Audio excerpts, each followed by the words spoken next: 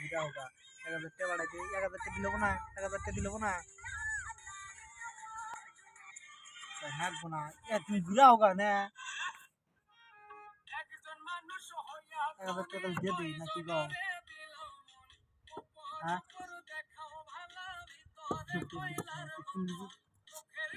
বুঝো না কে বুঝার চেষ্টা করো বাবা করে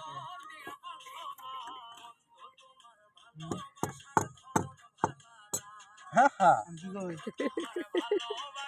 কি বিয়ে কি বুঝতেছেন কি কয় কোন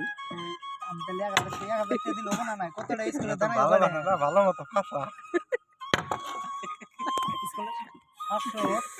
এই যে কয় আমি তোমারে ভালোবাসি